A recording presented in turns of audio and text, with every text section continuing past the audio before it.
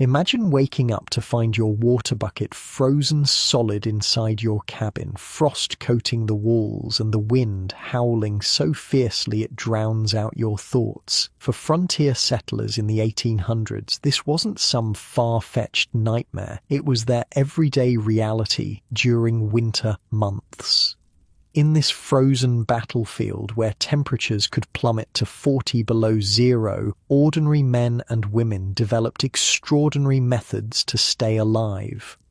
The survival techniques you're about to discover weren't just helpful skills, they were the difference between life and death on the American frontier. Before we start, likes and subscribes help me keep making these. Where are you listening from? Drop your city and time in the comments. I'm always reading them thinking, wait, people in New Zealand listen to history stories to sleep? Okay, tonight it's the brutal winters of the American frontier, but hold on. Get cozy, like actually cozy. Pillows good? Blanket situation handled? Perfect. Trust me on this one.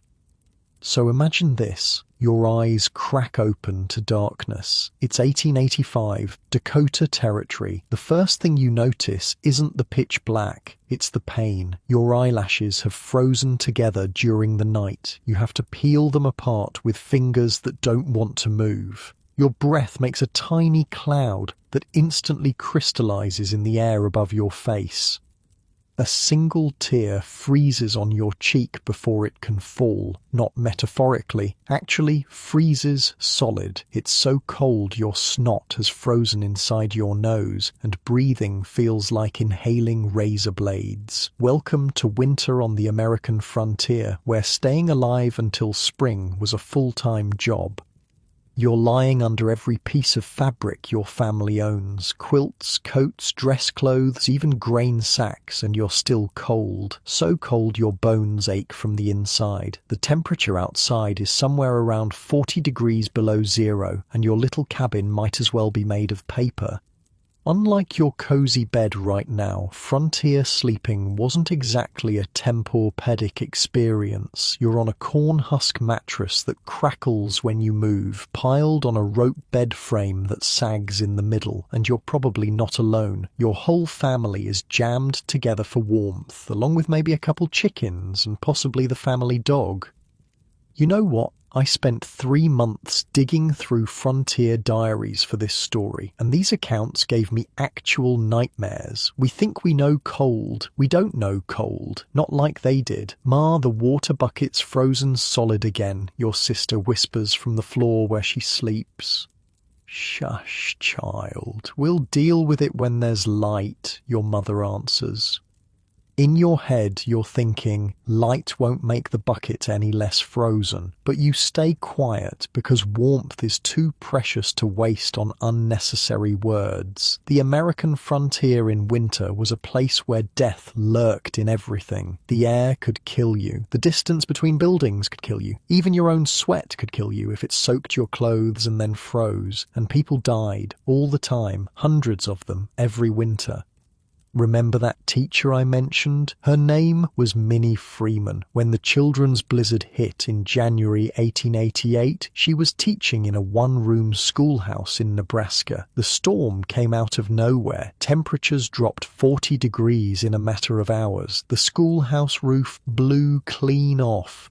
So she tied her students together with rope and led them through a whiteout to safety. Well, most of them. I mean, Minnie was the success story. The newspapers called her the Fearless Maid because across the region, more than 235 people died in that storm. Many were children trying to get home from school. Wait, you're thinking, people knew blizzards existed, right? Why were they caught off guard?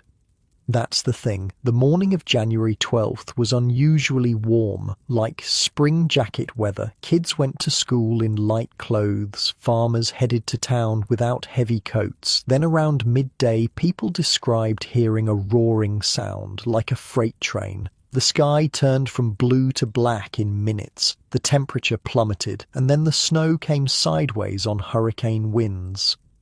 Carl Salty, a Norwegian teenager in Minnesota, remembered, "I was caught out in the open. Suddenly I couldn't see. The snow was like needles in my face. I stumbled and fell, and for a moment thought, this is where I die." But before we get to the disasters, we need to understand how frontier families prepared for winter, because preparation wasn't just important, it was everything, the difference between life and death.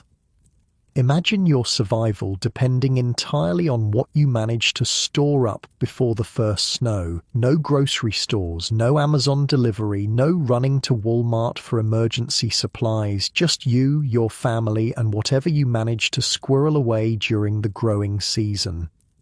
By late September, the entire household was in full winter prep mode. Every family member had a job. Kids as young as 5 or 6 were put to work gathering fuel, helping preserve food, stuffing cracks in walls with anything that might keep out the wind.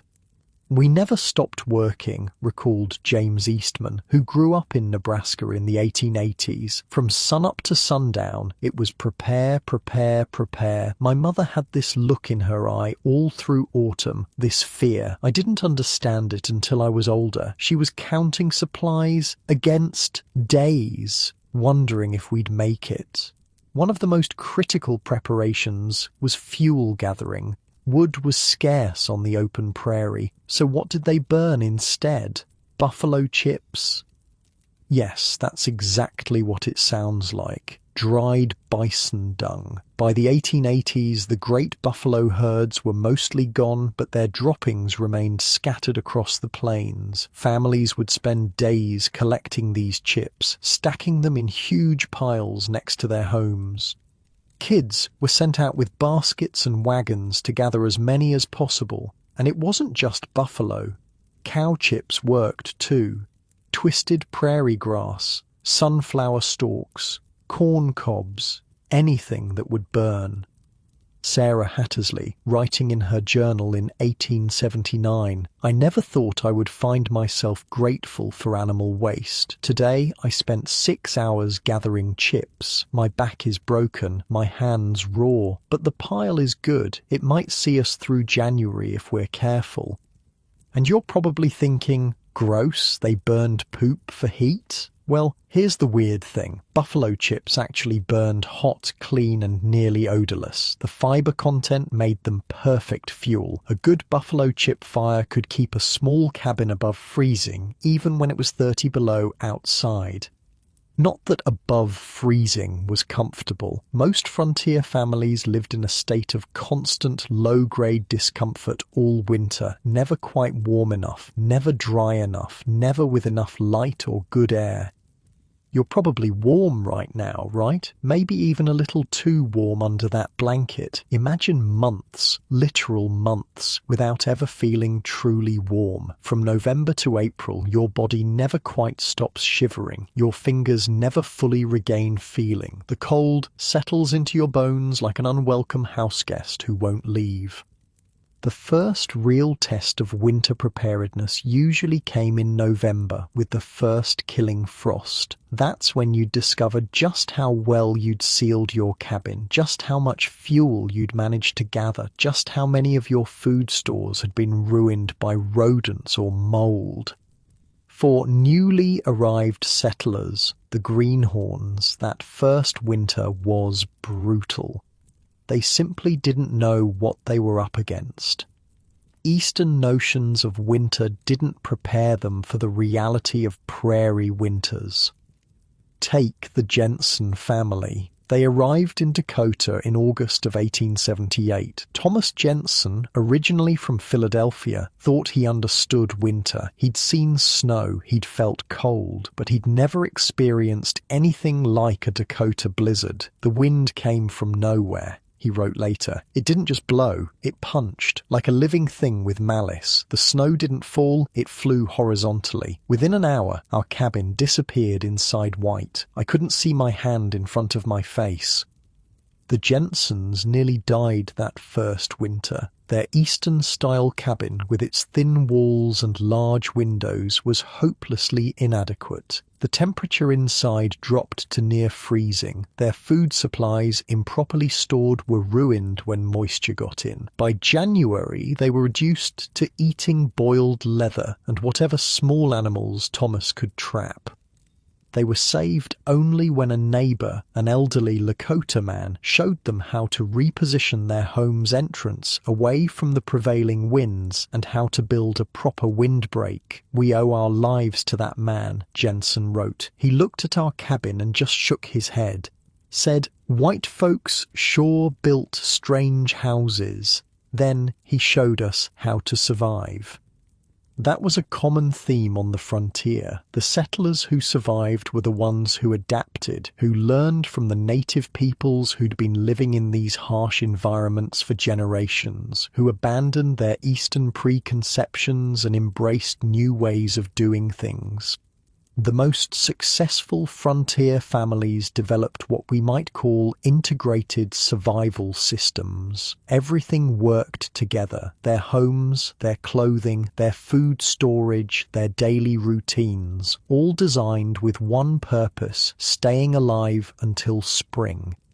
Take the Williams family of Nebraska. They arrived in 1875 and, unlike the Jensens, they came prepared. They built a sod house, a soddy, instead of a wood cabin. These structures, made from bricks of prairie turf cut from the ground, had walls up to 3 feet thick.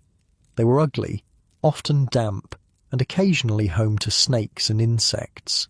But they were incredibly insulating. Our soddy kept us at a steady 50 degrees even when it was 30 below outside, wrote Mary Williams. The walls never froze through. On the coldest nights we could still touch them with bare hands. The Williams family positioned their home with the door facing south to catch the warming sun. They built an earthen berm around the base to break the howling winds. They created an entryway that formed an airlock of sorts, preventing drafts when the main door opened. Inside, they arranged their space strategically. The kitchen stove was centrally located, with the family's sleeping area nearby to benefit from its heat. They hung heavy quilts to partition the space, creating smaller, more easily heated areas. Most importantly, they built their animal shelter directly adjacent to their living quarters. The body heat from their 2 milk cows and 4 horses helped warm the human dwelling through the shared wall. It wasn't a pleasant arrangement. The smell could be overwhelming, but it kept them alive.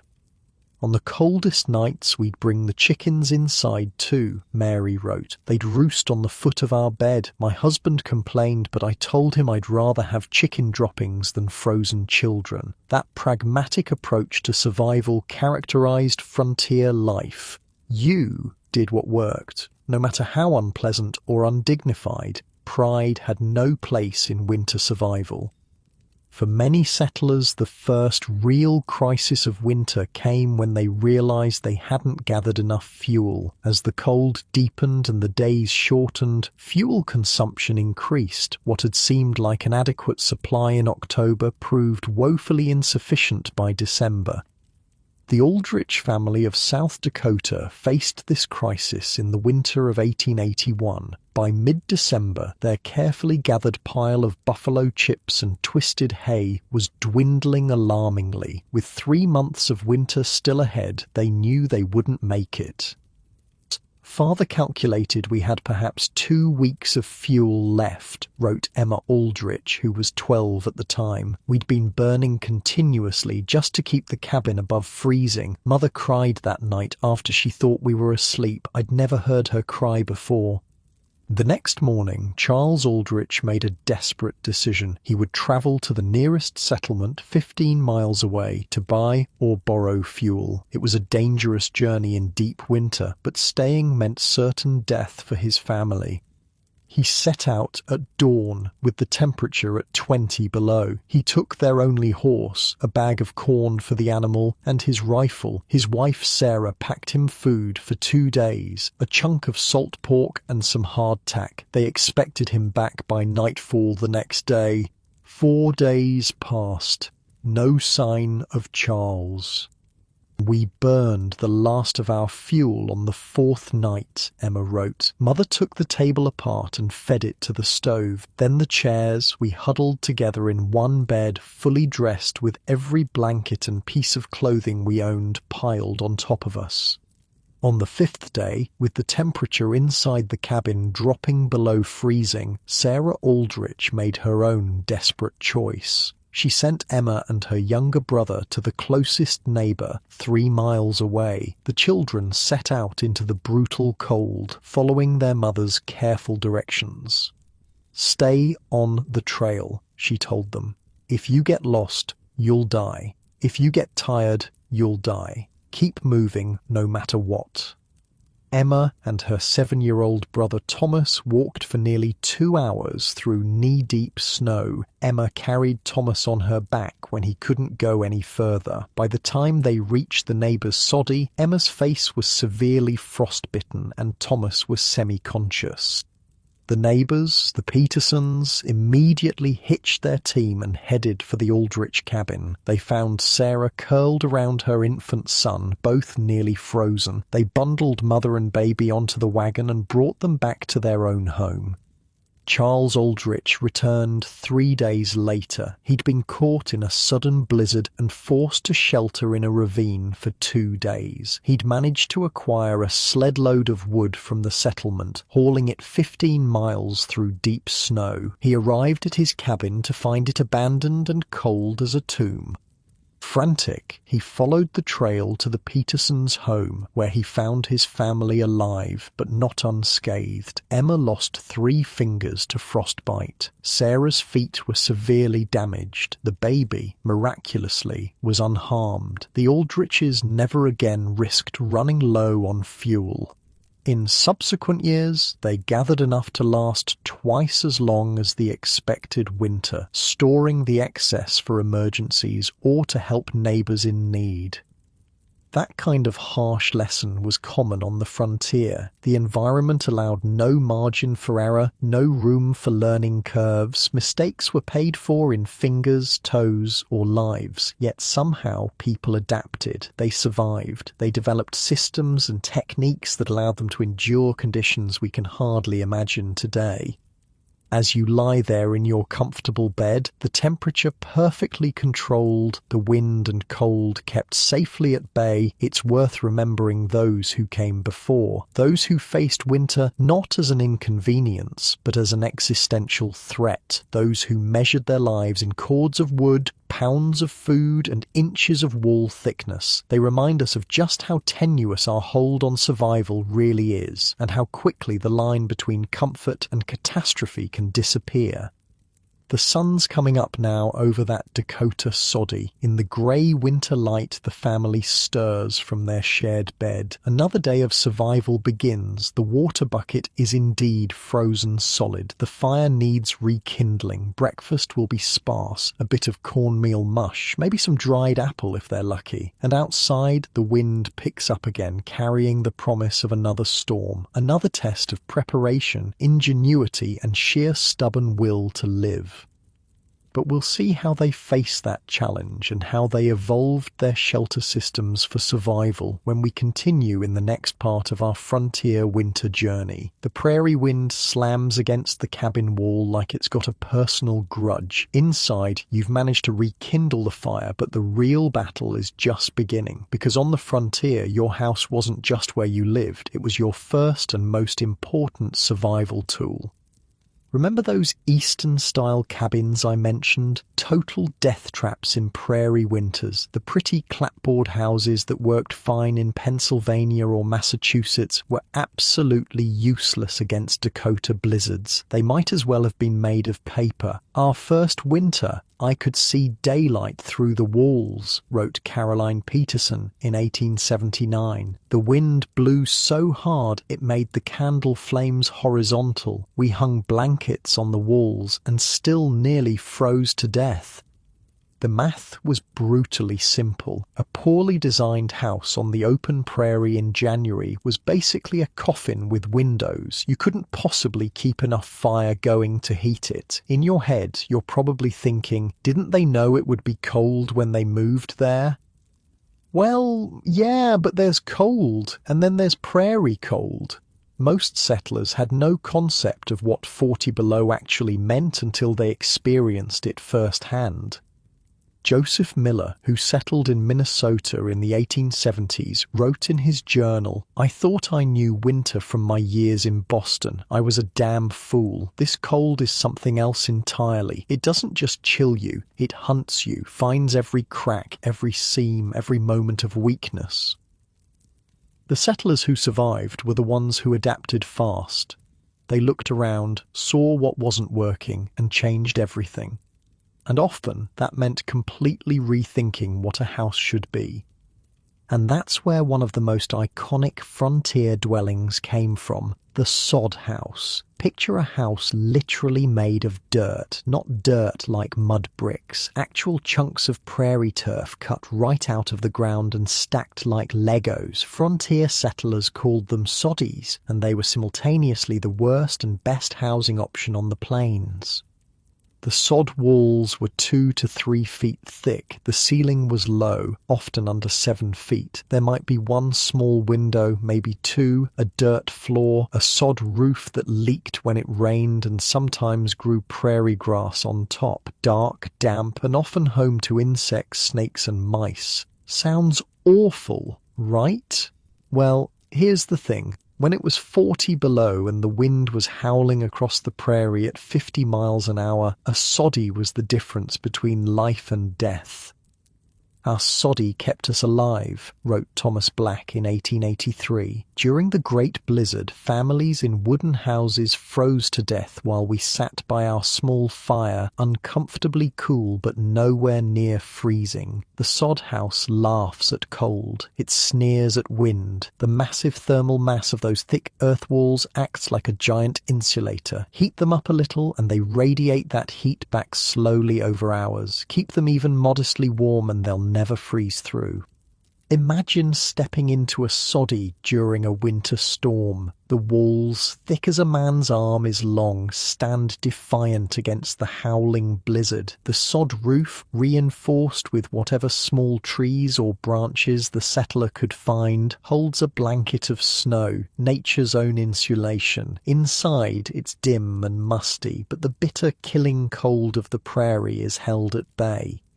The sod walls, packed tight and heavy, glitter with frost crystals in the lantern light. That's not a bad thing. It means the walls are working, trapping the moisture that would otherwise be in the air. Your breath still clouds in front of you. It's not warm by any modern standard. It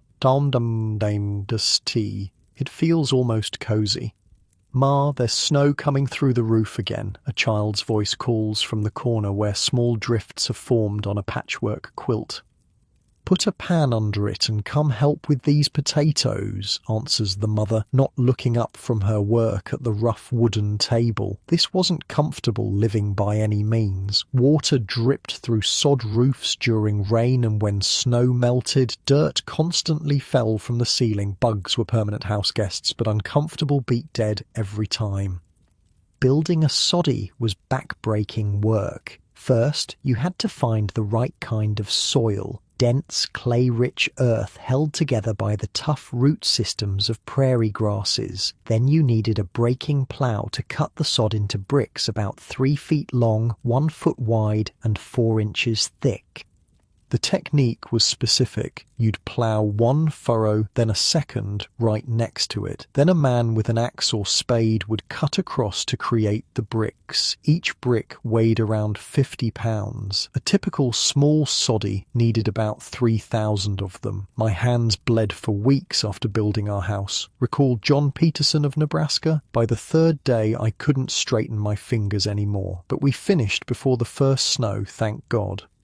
The bricks were laid grass side down, overlapping like masonry, with the roots binding the structure together. Each layer was offset from the one below to create stability. The door frame, usually the only wood in the entire structure, was set in place as the walls rose. A good soddy took about a week to build, with several people working. A desperate family could throw one up in 3 days if the weather was turning. Once built, a soddy could last for years with proper maintenance. Some families lived in them for a decade or more. Others used them as temporary shelters while they established farms and eventually built more conventional wooden homes when railroads made lumber more available. But even as they moved to wooden houses, the lessons of the soddy stayed with them. The value of thick walls, the importance of proper orientation to the sun and wind, the critical nature of tight construction. Because here's something that might surprise you. Much of what we know today about energy-efficient home design was worked out through brutal trial and error on the frontier. These weren't architects or engineers. They were farmers and labourers who figured it out because the alternative was death. Take the Olson family. After nearly dying in their first Dakota winter, they rebuilt their cabin with innovations that would make a modern green builder proud. They banked soil against the north wall for extra insulation. They installed a vestibule entry, what we'd now call an airlock, to prevent heat loss when opening the door. They oriented their windows to catch the low winter sun. Every change we made was paid for in saved firewood, Eric Olson wrote, and saved firewood meant saved lives. For many settlers, the turning point came when they stopped trying to replicate Eastern housing and started looking at how the native peoples had solved these same problems over centuries. The indigenous nations of the Great Plains had sophisticated building approaches designed specifically for this harsh environment. The Lakota, Dakota, and other tribes didn't just survive winters that killed white settlers. They had developed systems to live with relative comfort. The teepee, for instance, wasn't just a convenient portable shelter. It was an aerodynamic structure specifically engineered to withstand prairie winds. The slope and curve created a surface that wind would flow around rather than push against. The interior layout, with a central fire and specifically placed sleeping areas, maximized heat efficiency. I used to think the Indian dwellings primitive, wrote Michael Harrison, a settler who married a Lakota woman in the 1870s, until I saw how perfectly suited they were to this place. My wife laughed at our square houses that catch the wind like sails. White people build backward, she told me. One of the most important lessons settlers learned from native peoples was about home orientation. South-facing entrances captured precious winter sunlight. Windbreaks, either natural or constructed, disrupted the prevailing northwest winds that brought the coldest air. Smart settlers positioned their homes in relation to the landscape. A home tucked against a hill or bluff on the north side gained natural protection. One built near a stand of trees benefited from their windbreak effect.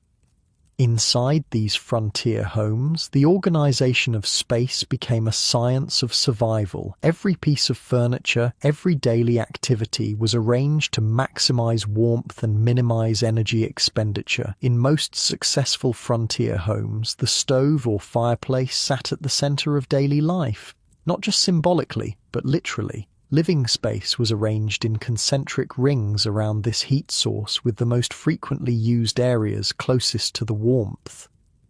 Many families created sleeping lofts above the main living area, taking advantage of rising heat. Children would often sleep in these spaces, benefiting from the warmest air in the house. Our loft was so warm sometimes we'd sweat at night, remembered Anna Johnson, who grew up in Minnesota in the 1880s. Meanwhile, my parents slept downstairs where the temperature might be 20 degrees colder. They gave us the warm spot because they worried about us freezing.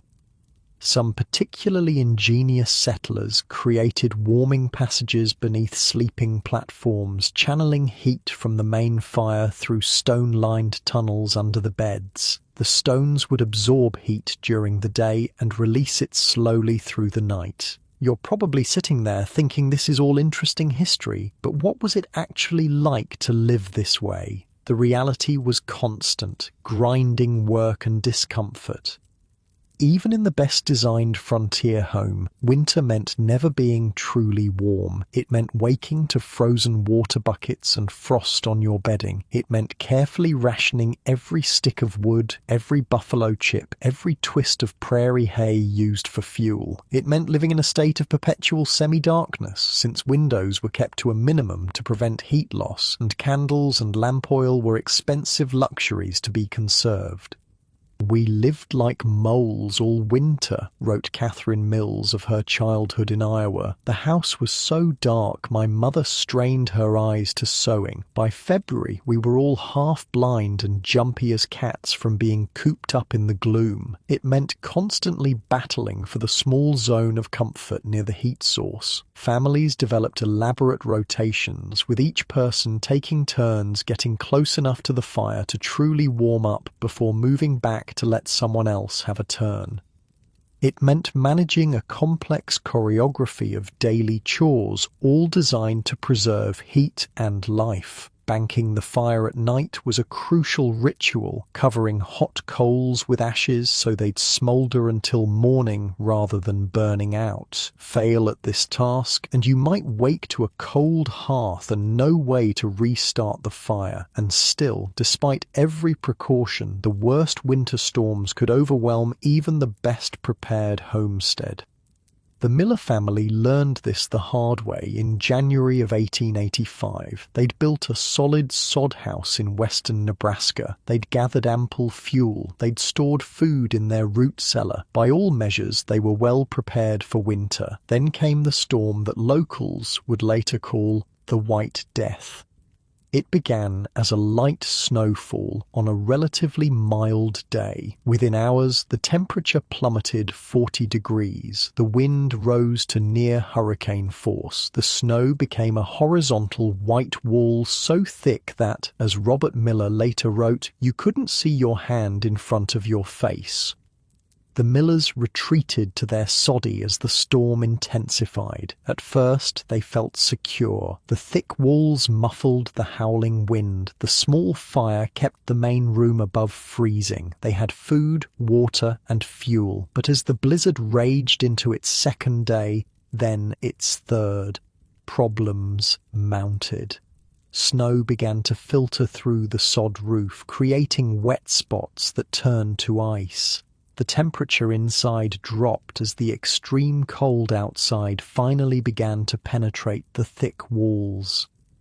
Worst of all, the chimney became clogged with snow. Smoke backed up into the house, forcing the family to extinguish their fire or risk suffocation. "We sat in darkness, wrapped in every blanket and piece of clothing we owned," Miller wrote. "We could see our breath.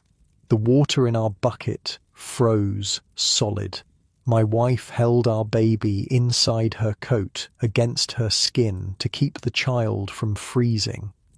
On the fourth day, with the temperature inside the house well below freezing, Robert made a desperate decision. Their cattle, housed in a sod-roofed barn nearby, hadn't been fed or watered since the storm began. He would try to reach them. "Don't be a fool," his wife pleaded. You'll die out there."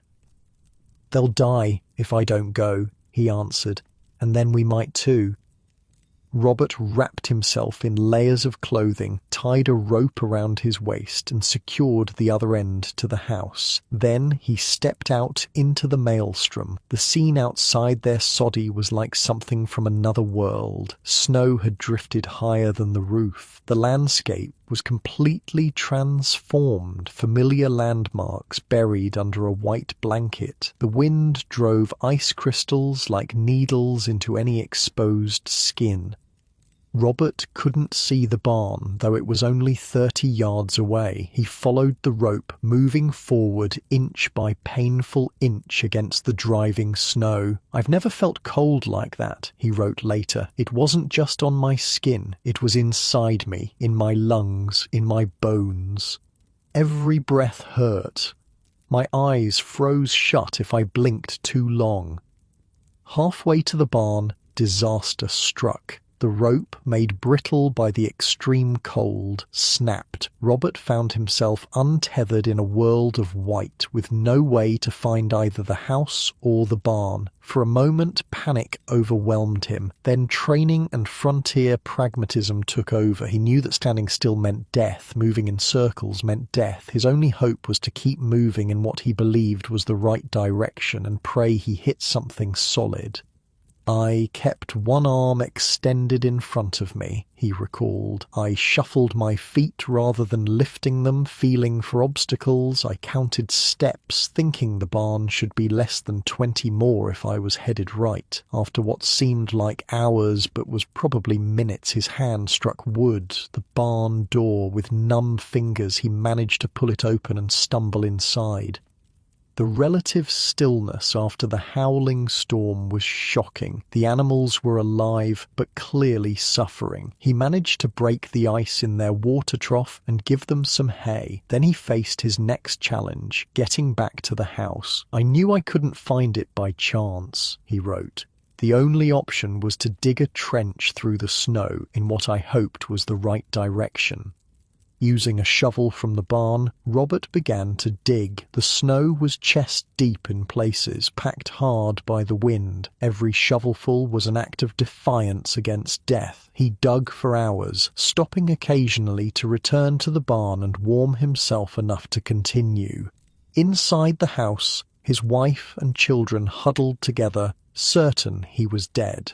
When a shovel finally broke through the snow wall that had entombed their door, they couldn't believe it. "He looked like a snow creature," his daughter recalled years later, "covered in ice, face blue, but alive. Mother cried when she saw him. It's the only time I ever saw her cry." The Miller family survived the White Death, though Robert lost 3 toes to frostbite. When spring finally came, they made improvements to their homestead based on the lessons of that terrible storm. They built a covered passage connecting the house and barn so animals could be tended without venturing into the open during blizzards. They reinforced their roof with additional wooden supports salvaged from abandoned homesteads nearby. They constructed snow fences around their property to prevent drifts from burying their buildings. Most importantly, they installed ventilation pipes high in the walls of both house and barn, ensuring that even if doors and windows were completely snowed in, fresh air could still circulate. After nearly dying of smoke inhalation when their chimney blocked, they weren't taking chances. These adaptations reflected the frontier spirit that kept people alive in conditions that would break most of us today. Observe what doesn't work, fix it, improve it, share the knowledge with neighbours so they don't make the same mistakes. While we're warm and cosy in our modern homes, it's easy to forget how recently shelter was a matter of life and death. How quickly a housing mistake could kill an entire family. How much knowledge was gained through suffering. But as important as shelter was to frontier survival, it was only one piece of the puzzle, because even the best designed home would become a frozen tomb without adequate heating, and finding ways to create and maintain warmth in the depths of prairie winter was perhaps the most critical survival skill of all. Which brings us to the question that haunted every frontier family as the days grew shorter and the nights colder. How do you keep the fire burning when there are no trees for 100 miles? The answer involved ingenuity, desperation, and sources of fuel that might turn your stomach by.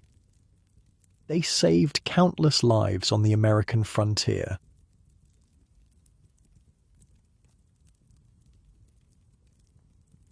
A good shelter could save your life on the frontier, but without heat it was just a prettier place to die. The battle against cold wasn't just about having walls, it was about creating and maintaining fire against impossible odds. Picture yourself standing on the open prairie in 1880. Look around. What do you see? Grass, sky, maybe some low shrubs. What don't you see? Trees, no oak, no pine, no maple, nothing tall enough to cut down and burn.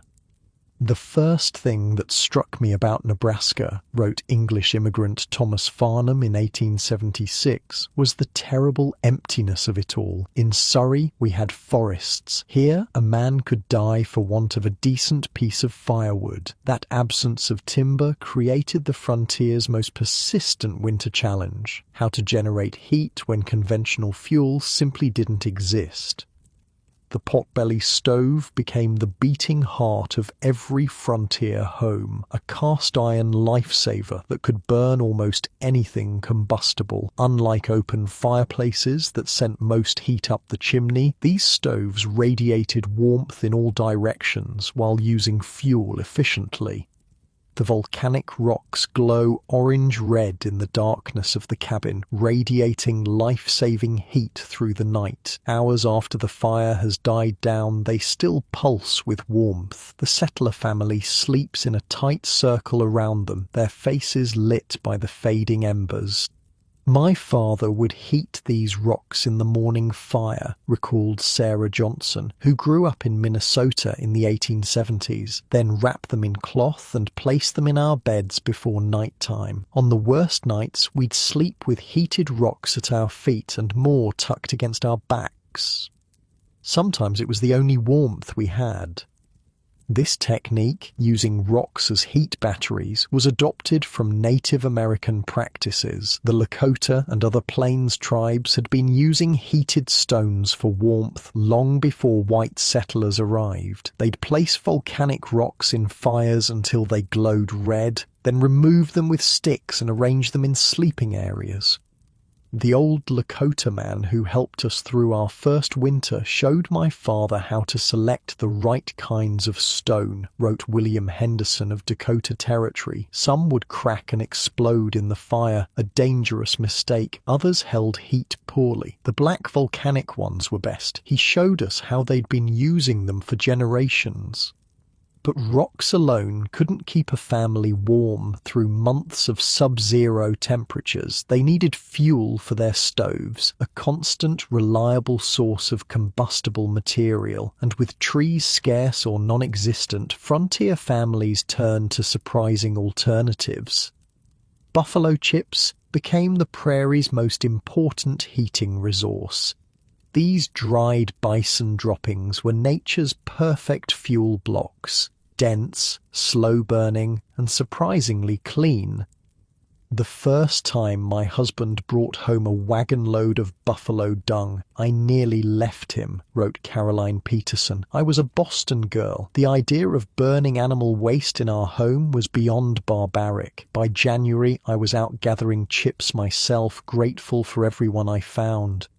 A single buffalo chip could burn for nearly an hour, generating significant heat with minimal smoke. Families would spend days collecting them, creating giant stacks beside their homes. Children were sent out with baskets and sleds to gather as many as possible before snow covered the prairie. But by the 1880s, the great buffalo herds were mostly gone. Victims of commercial hunting and government extermination policies, their chips, however, remained scattered across the plains for years afterward, a final gift from these vanished giants. As buffalo chips became scarcer, settlers adapted. Cow chips worked too, though they didn't burn quite as hot or clean. Twisted prairie grass, bundles of long grass tied in knots, became another common fuel. So did corn cobs, sunflower stalks, and twisted hay. "We burned anything that would catch a flame," James Eastman recalled. "Cow dung, hay, old clothes, broken furniture. By February, nothing was too precious to feed to the stove if it meant another hour of warmth." Some settlers developed specialized tools for creating fuel. The hay press allowed families to compress loose hay into tight blocks that burned longer and hotter. Others built molds for mixing straw with mud or manure to create burnable bricks that would smolder for hours. The Germans from Russia, ethnic Germans who had lived in Russia before immigrating to America, brought with them a specialized technique. They mixed manure with straw, had horses trample it to compact it, then cut it into blocks that were dried in the sun. These fuel blocks burned hotter and longer than simple dried dung. "My grandmother would die before she'd admit to burning shit in her stove," laughed Henry Mueller, recounting his childhood in a German-Russian settlement in Nebraska. "She called them prairie blocks or fuel bricks, but us kids knew what they were made of. Still, they kept us alive, so who cares what you called them?"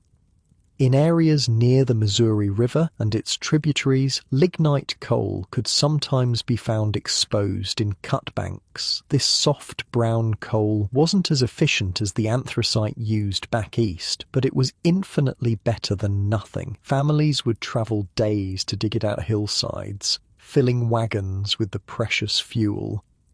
The search for fuel dominated winter life. Every day began and ended with calculations. How much fuel remained? How long would it last? How cold was the coming night expected to be? How much could be burned while still leaving enough for tomorrow? "I still dream about it," wrote Mary Williams in 1903, decades after leaving the frontier. "That constant gnawing worry, counting pieces of fuel like a miser counts gold, waking in the night to check the stove to make sure it hadn't gone out, the terrible decision of whether to keep the fire going or save fuel for tomorrow, those choices haunted me." For many families, the fear of running out led to elaborate rationing systems. Each day's fuel was precisely measured out. Morning and evening might see a good fire, while during midday, when everyone was active and moving around, the flame would be allowed to die down to embers. "Mother allowed 3 buffalo chips for breakfast cooking," remembered Thomas Black. 2 at midday, 4 at night, never more, no matter how cold it got. We'd sit with our hands practically in the stove, trying to steal every bit of heat before it escaped up the chimney. This careful management of fuel led to specialized heating techniques designed to maximize warmth while minimizing consumption. Banking the coals became a critical nightly ritual. Instead of letting the fire burn out completely, settlers would cover hot embers with a layer of ashes, creating an insulating blanket that kept them smoldering through the night. "Father's last chore every evening was banking the fire," wrote Emma Johnson. "He'd carefully arrange the coals, then cover them with fine ash, moving so slowly and precisely you'd think he was performing surgery. In the morning, he'd gently blow on them until they glowed again, then add tiny splinters of kindling one by one. A single mistake meant a cold house and hours trying to restart the fire." That morning, rekindling was both practical necessity and psychological victory, proof they'd survived another night, another step closer to spring. But even the most carefully managed fire created its own dangers. Chimney fires were a constant threat, especially in homes with improvised stovepipes or poorly constructed chimneys. A buildup of creosote, a flammable byproduct of wood burning, could ignite, sending flames shooting up through the chimney. Then there was the silent killer, carbon monoxide. The odorless, colorless gas produced by incomplete combustion claimed countless frontier lives. Families would go to sleep with their stoves burning and never wake up, poisoned by the very thing meant to keep them alive. The Petersons were found in their beds, wrote the Dakota Territory Gazette in February 1882. All four appeared peaceful, as if sleeping, but no life remained in them. Their stove, still warm when neighbors entered, had apparently malfunctioned, filling the home with deadly vapors while they slumbered. So common were these tragedies that frontier communities developed early warning systems. Families would check on each other daily during the coldest months. If smoke wasn't seen rising from a chimney by mid-morning, neighbors would investigate. Some particularly clever settlers created primitive carbon monoxide detectors. They kept caged canaries or mice near their stoves. The small animals would show signs of distress or die if dangerous gases were present, giving the family time to ventilate the house.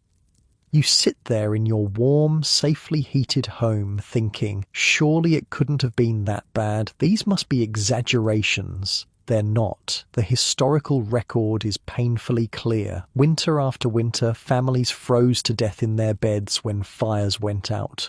Others burned to death when desperate heating attempts went wrong. Still others died of carbon monoxide poisoning from poorly ventilated stoves. The Johnson family of Minnesota narrowly escaped this fate in January 1879. Their chimney became blocked during a blizzard, causing smoke to back up into their small cabin. The mother, awakened by her own coughing, managed to rouse her husband and children before they succumbed. The room was filled with haze, Lars Johnson wrote afterward. My eyes burned, my head pounded. Had Anna not woken when she did, we would all have passed in our sleep. Another frontier family found frozen after their fire went out. The Johnsons spent the remainder of that night huddled in their barn with their livestock, using the animals' body heat to stay alive until morning when they could clear the chimney. Buffalo chips flame blue and gold in the darkness, sending shadows dancing across the soddy's walls. The heat is different from wood fire, steadier somehow, less crackling and more glow. The family gathers close, soaking in warmth that originated in prairie grass, passed through a bison's body, and now sustains human life in this harsh place. It's damn peculiar when you think about it, a settler once told an Eastern journalist. Back east, we cursed cow pies in the pasture. Out here, we pray for them. Funny how quick civilization goes when staying alive is on the line. Yet even with all these adaptations and techniques, there were storms so severe, cold spells so brutal that individual families couldn't survive alone. During these extreme events, community became the most important survival tool of all. The winter of 1880-1881 was one such time. Known afterward as the Hard Winter, it brought snowstorms of unprecedented ferocity and cold so intense that thermometers couldn't measure it. In the small settlement of Brookings in what is now South Dakota, 23 families faced this killer winter together.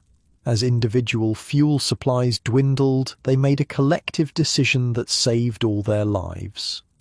The men gathered at Peterson's store, wrote Ingrid Larson, who was 12 that winter. They came back with a plan. We would consolidate 3 families to a house, the most solid ones with the best stoves. The empty houses would be dismantled for fuel. Think about that for a moment. Families who had spent years building their homes agreed to tear them apart to keep the community alive. Personal pride and property meant nothing against the threat of freezing. 7 houses were selected as shelters, the sturdiest structures with the best heating systems. The other 16 were systematically taken apart. Every piece of wood was carefully salvaged. Floorboards, roof timbers, door frames, window sills. The precious lumber was equally distributed among the 7 remaining houses. It felt wrong taking apart the Anderson place, Ingrid wrote. Mrs. Anderson cried as they removed her front door, but there was no choice. Better a house than a life. 3 or 4 families crowded into each remaining home. Privacy vanished. Adults slept in shifts because there wasn't room for everyone to lie down at once. Children were piled together like puppies on shared pallets. The Wallace house held 17 people that winter, Ingrid recalled. We slept anywhere there was space, under tables, on shelves, pressed against the stove. The air was thick with breath and body odor, but we were warm. We lived. This cooperative approach to heating extended beyond shelter. The settlement organized woodcutting parties that ventured out on the few clear days, traveling miles to find timber. When one family's fuel ran dangerously low, others contributed from their own precious supplies. Nielsen had the best system for twisting hay into burnable knots, Ingrid wrote. He taught all the men and they worked together in the Wallace barn, their hands bleeding from the coarse grass, producing enough fuel to keep all 7 houses heated. Food was pooled as well. Families with preserves or salt meat shared with those who had more flour or potatoes. No one ate well, but everyone ate something. By spreading resources across the entire community, they created a margin of survival that individual households couldn't have managed. Mother said we were like a single large family that winter, Ingrid remembered. 23 families became one. We fought, we cried, we got on each other's nerves terribly, but we kept each other alive. When spring finally came, all 23 families had survived. A minor miracle, given the death toll across the region. They rebuilt the dismantled houses, but the experience changed the settlement permanently.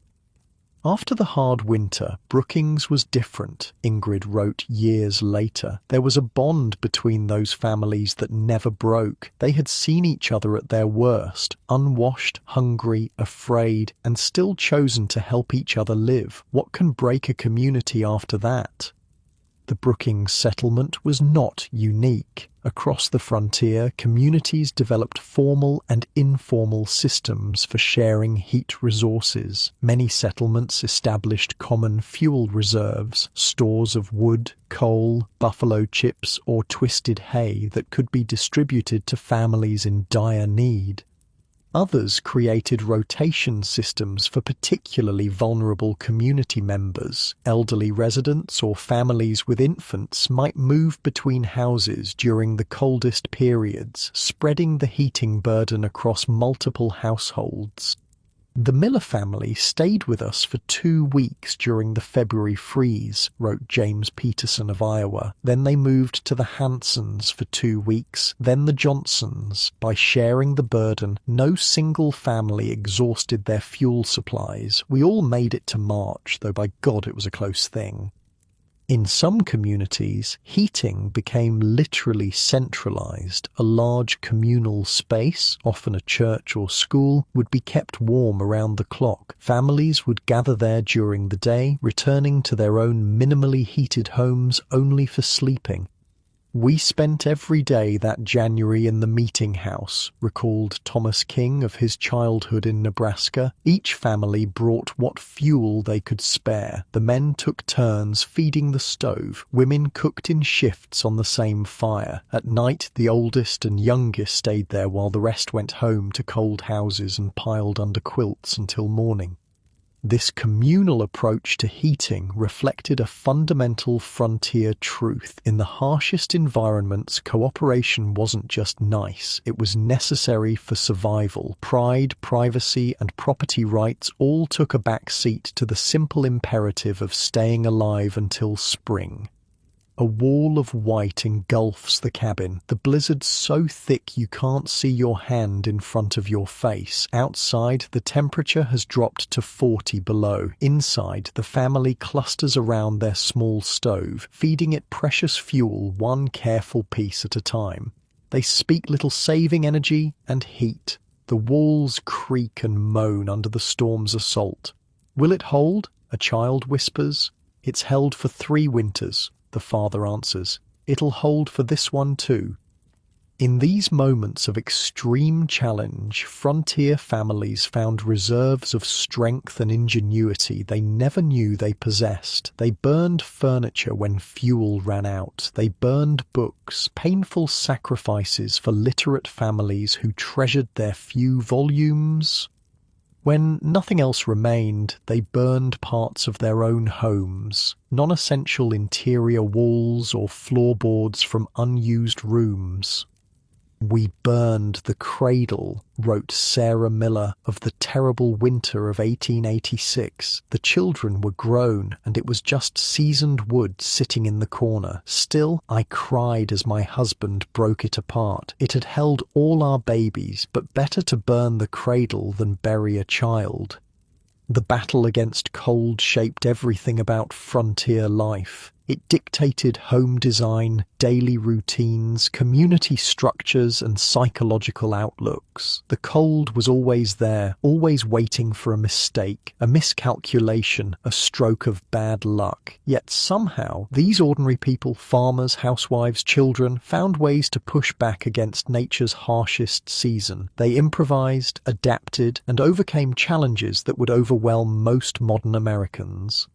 As you lie there in your perfectly heated bedroom, it's worth remembering that the gulf between their lives and yours is just a few generations wide. The knowledge they painfully acquired, what burns, what insulates, what strategies preserve heat and life, laid the foundation for our modern understanding of thermal management.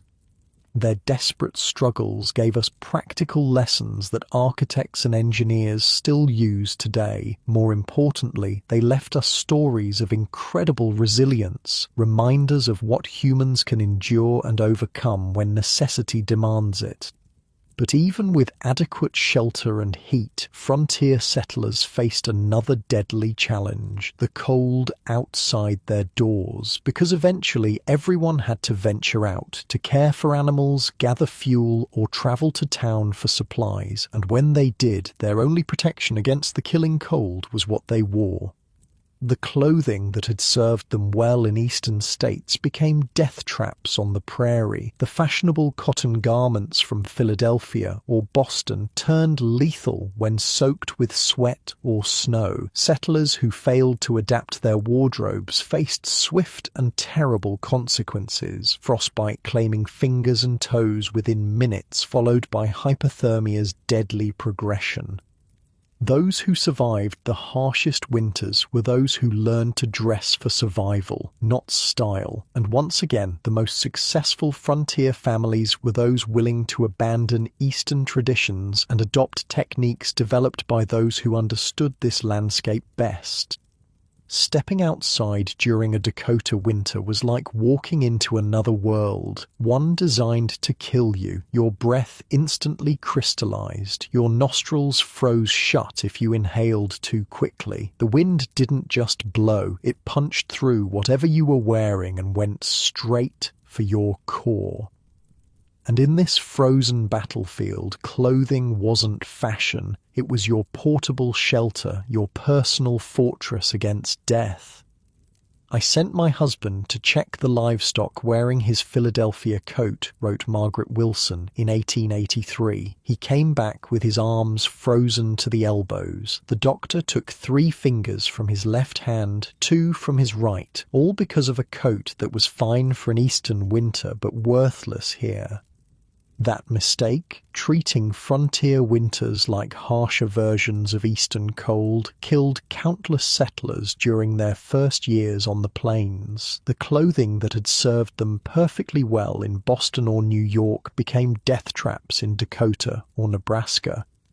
Cotton was the biggest culprit. Back east, cotton clothing was comfortable and practical. On the frontier, it was a killer. Once dampened by sweat or snow, cotton loses all insulating properties. Worse, it actively pulls heat from the body as it dries. A settler who worked up a sweat in cotton garments might feel fine while active, then rapidly succumb to hypothermia once they stopped moving.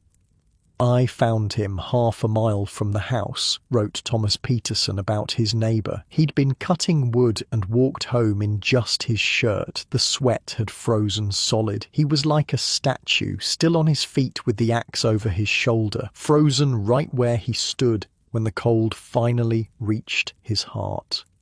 Her hands, wrapped in rabbit fur mittens, are the only part of her not yet numb with cold. The harsh prairie wind howls around her, but her fingers remain warm, the difference between completing her chores and losing digits to frostbite.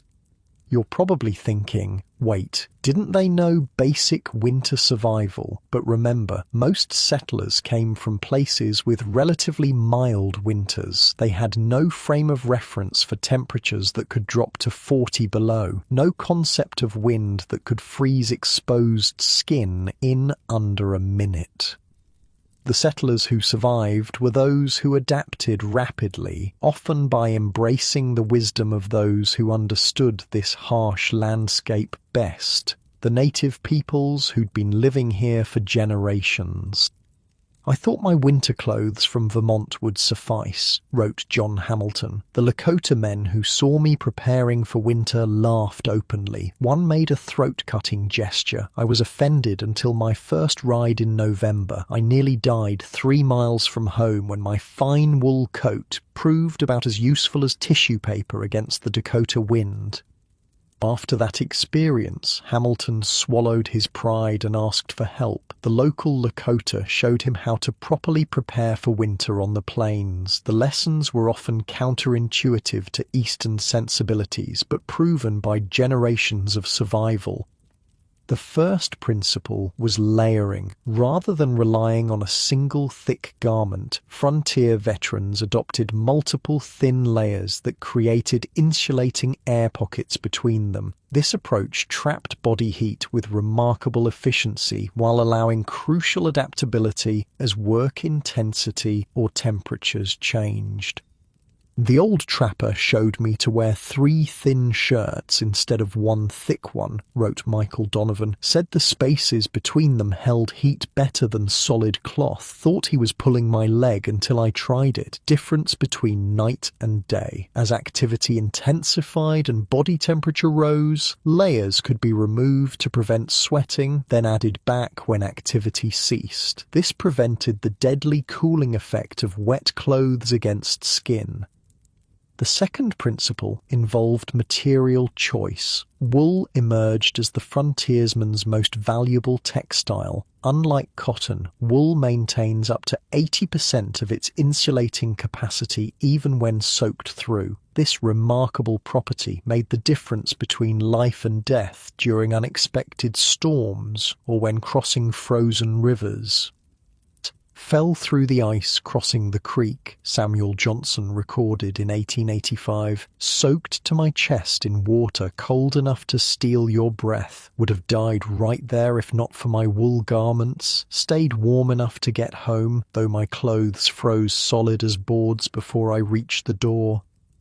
Leather, properly treated, became the frontier's armor against wind. A good leather coat with tight seams could block the prairie gales that cut through conventional fabric like it wasn't there. But the leather required careful maintenance to remain useful. "Father spent every evening working fat into his boots," recalled Anna Peterson. "His hands would be slick with tallow, rubbing and kneading until the leather was soft. He'd say, 'Stiff boots are dead boots, and dead boots mean dead feet.'"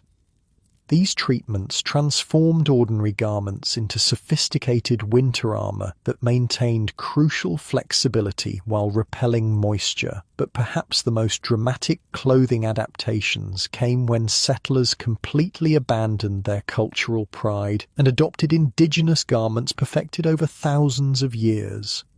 Native American moccasins lined with rabbit fur provided insulation far superior to European-style boots. They allowed critical feeling and flexion that prevented trips and falls, a major cause of winter deaths when the injured couldn't get back to shelter.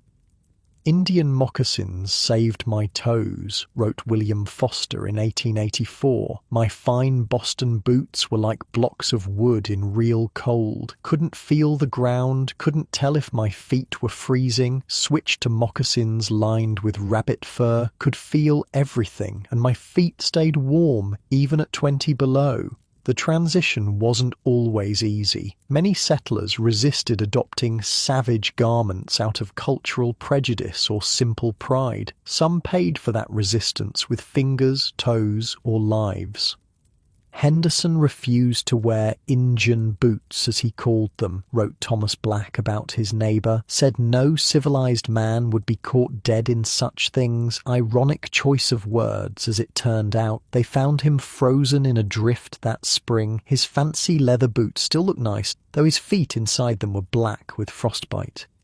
For those who did adapt, the results could be startling. Moccasins, fur-lined mittens, leather outer garments with wool layers beneath. This combination allowed frontiersmen to function in conditions that would incapacitate or kill the unprepared. The leather is so frozen it stands upright on its own, like some grotesque sculpture. The farmer's boots, left outside the cabin overnight by mistake, have transformed into wood-hard containers that cannot be worn until warmed by the fire. A simple error that could cost toes or a life if there's urgent work waiting outside. My mother wore clothes that would have scandalized her Boston family, wrote Emma Johnson. Fur-lined leggings under her skirts, rabbit-skin mittens, a hat made from raccoon with the tail still attached. She'd say, better to look a wild woman than be a dead lady. Perhaps most critical were the seemingly minor design choices that determined survival. The simple choice between mittens and gloves could preserve or cost fingers. Mittens kept fingers together, creating shared warmth that maintained circulation. Separated fingers in gloves quickly lost heat and froze. Lost 2 fingers my first winter, recalled John Peterson. Wore my fine leather gloves to fix the barn door. Would have kept all my digits if I'd used mittens like my wife suggested. She never let me forget it either. Even the arrangement of garments followed specific strategies. Outer layers were often left loose to trap additional air for insulation. Layers were carefully overlapped to prevent wind from finding gaps. Scarves were wrapped in complex patterns that protected the face while still allowing breath to escape without freezing the covering. Took me 3 winters to learn how to dress properly, wrote Lars Olsen. First winter nearly died. Second winter was merely miserable. Third winter finally stayed comfortable enough to actually get work done instead of just fighting to survive. These lessons were often passed from veterans to newcomers, creating an informal education system that saved countless lives. Experienced settlers would watch for the telltale signs of inadequate winter preparation and intervene before tragedy struck. The Miller family arrived in October with cotton coats and thin gloves, wrote Sarah Peterson. Johnson rode over same day and brought them 3 sheep worth of wool and a pile of rabbit skins. Start sewing, he told them, or start planning funerals. Even with proper clothing, the frontier winter imposed strict limitations. There were temperatures at which no amount of protection was sufficient for extended exposure. During the worst cold snaps, when temperatures dropped below 30 below zero, most activity outside simply ceased. 3 days we've been trapped inside, reads a diary entry from February 1882. The cold is something from hell itself. Spit freezes before it hits the ground. We've nailed blankets over the windows and stuffed rags in every crack. The animals will have to fend for themselves until it breaks. During these killing cold periods, necessary outdoor chores were planned with military precision. Multiple layers were donned, paths were pre-cleared, tasks were rehearsed mentally to minimize time exposed. Father would count the steps to the barn, remembered Thomas Johnson. Knew exactly how long it would take, exactly what needed doing. He'd dress for 20 minutes to be outside for 10. There was no margin for error when the air itself seemed eager to freeze your lungs. Even routine trips became survival exercises during winter storms. The journey to town for supplies, a simple half-day excursion in summer, transformed into a life-or-death gamble in winter months. The Wallace family learned this lesson in the harshest possible way in January 1878. Charles Wallace, an experienced frontiersman who'd lived in Minnesota for 5 years, set out for the trading post 10 miles away. The morning was clear and relatively mild, only about 10 below zero, with moderate wind. Charles knew the dangers, his wife Mary wrote afterward. He took every precaution: wool layers, fur-lined moccasins, face wrap, mittens, food and extra blankets in the wagon, though he expected to return the same day. 2 miles from town, the weather changed with the frightening speed so common on the plains. The temperature plummeted, the wind intensified, snow began falling, then blowing horizontally. Within an hour, Charles found himself in whiteout conditions, the trail disappearing beneath fresh powder. "I almost turned back when the storm hit," he wrote in his own account. "Should have, but I was closer to town than home by then, and we needed the supplies badly, thought I could make it. Foolish pride." As visibility dropped to near zero, Charles lost the trail. His wagon became stuck in a drift. The horse, panicking in the intensifying storm, broke free and ran off, disappearing into the white void. Alone, with the temperature dropping by the minute, Charles faced a classic frontier survival decision: stay with the shelter of his wagon or try to walk to safety. Both choices carried deadly risks. "I knew the statistics," he wrote. "Men who left their wagons were usually found frozen within 100 yards. Men who stayed often survived if properly dressed. But without the horse, I had no way to free the wagon when the storm passed, and it might last days." Charles made his choice. He gathered everything useful from the wagon: blankets, food, matches, his rifle. He fashioned a walking stick with a hook at the end to feel for the trail beneath the snow. Then he set out toward town, the last place he knew for certain. Every instinct screamed to hurry, he recalled, but experience whispered to move slowly, deliberately. Running meant sweat. Sweat meant freezing. So I shuffled forward one careful step at a time, probing with my stick, fighting the wind with each movement. The storm intensified. The snow became so thick that Charles couldn't see his own feet.